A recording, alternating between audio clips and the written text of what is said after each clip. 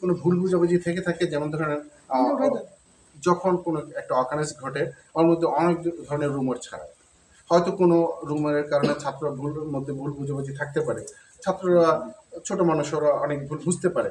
যখন দেখবে যে তাদের দাবি কোনোটাই আমরা অপূর্ণ রাখিনি, প্রত্যেকটা দাবিকে আমরা এন্টারটেন করেছি এবং তারা যেভাবে চাচ্ছে ওইভাবেই হচ্ছে, ইনশাআল্লাহ তারা ক্লাসে ফিরে আসবে। আমার বিশ্বাস, আমার ছাত্রদের উপর ওইটুকু বিশ্বাস আছে।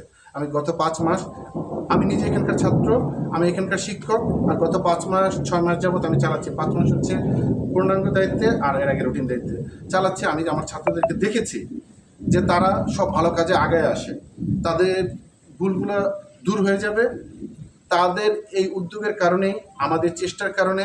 দেখেন আজকে হলগুলো পরিষ্কার, কোনো অনিয়ম নাই, নিয়ম মতো তারা সিট পাচ্ছে, সুন্দর ভালো খাবার খাচ্ছে, উন্নত মানের খাবার। তাদের চেষ্টা, আমাদের সহযোগিতা সকলেরই এর মধ্যে, এবং এই জিনিসগুলো ওরা বুঝবে এবং তারা তাদের ক্লাসে ইনশাআল্লাহ ফেরত আসবে, আমার বিশ্বাস।